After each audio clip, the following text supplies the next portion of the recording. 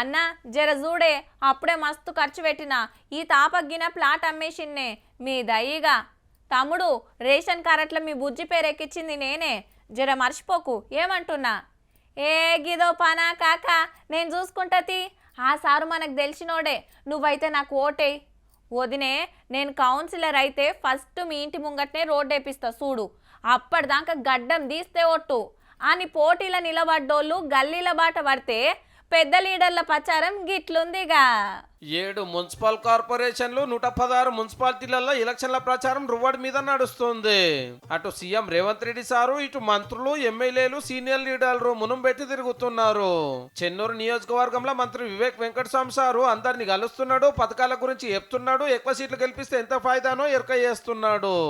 10 సంవత్సరాలు టీఆర్ఎస్ ప్రభుత్వము రేషన్ కార్డులు ఇవ్వలేదు, మనకు డబుల్ బెడ్రూమ్ ఇల్లు ఇవ్వలేదు. కానీ మన కాంగ్రెస్ ప్రభుత్వం వచ్చిన తర్వాత ఇందిరమ్మ ఇల్లులు కట్టిస్తున్నాం. అధికార పార్టీలో అంతటా పతారా చూపిస్తుంటే జగిత్యాల కాంగ్రెస్ రెబల్స్ కోసం ప్రచారం చేస్తున్నాడు senior leader Jeevan Reddy sir. Car పార్టీలకి వచ్చిన ఎమ్మెల్యే సంజయ్ సారు మమ్మల్ని నెగలనిస్తలేడని అందరికీ చెప్తున్నాడు పెద్ద మనిషి. మెడ నా గొంతు కొయ్యాలంటే ఏం చేయాలి? నా భుజాలందే కొట్టాలి, నా కాలు చేతులు నరికి మంత్రం మీద వండ పెడతాది న్యాయమేనమ్మా? పార్టీ ఫిరాయిస్తే రాళ్లతోలు కొట్టండి. కామారెడ్డి జిల్లా బీచ్ కుందలకి అవ్వక టికెట్ వచ్చింది.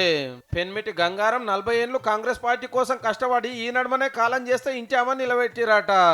నామినేషన్ కి పైసలైనా గానీ ఇంకో కథను పెట్టిండ. మా గంగారాం మంచోడని, మా గంగారాం ఇక్కడికి వెళ్ళి పార్టీలో పడి చచ్చిండని, పడి ఉన్నాడని నా గంగారాం చెప్పదు నాకు వచ్చింది. ఆ దేవుడు కూడా నాకు సహకరించిండు. బీఆర్ఎస్ పార్టీ వాళ్ళు బగ్గనే తిరుగుతున్నారు మున్సిపల్ ఓట్ల కోసము.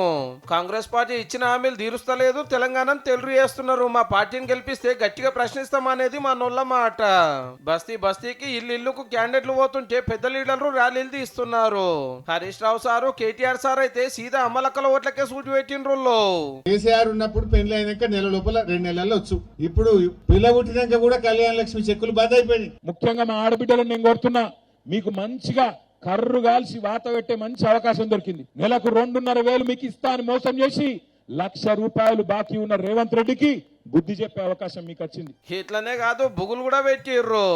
మంత్రులు చెప్పమన్నాడు ముఖ్యంగా ఆడబిడ్డలందరికీ, కారు గుర్తు దిక్కు కాకుండా ఇంకో గుర్తు దిక్కు చూస్తే కళ్ళు కూడా పోతాయట. తర్వాత నన్ను అనుకురు మీరు. అసెంబ్లీ ఎలక్షన్ల పార్లమెంట్ ఎలక్షన్ల కారులో కోటేయకుంటే ఎందరు కళ్ళు పోయినాయో మరి. అయితే మేడ్చల్ జిల్లాలో మాధవరెడ్డి అనేటానికి టికెట్ ఇస్తే లొల్లి నడుస్తుంది. ఎందుకంటే బీసీ రిజర్వేషన్ పెంచొద్దని కోర్టుకు పోయిందే ఈయన. మరి ఇదేం తరికని గట్టిగానే క్వశ్చన్ చేసింది కవితక్క. బీఆర్ఎస్ పార్టీ మరి ఆ కేసు వేయించిందా, లేకపోతే బీఆర్ఎస్ పార్టీ బీసీలకు వ్యతిరేకమా?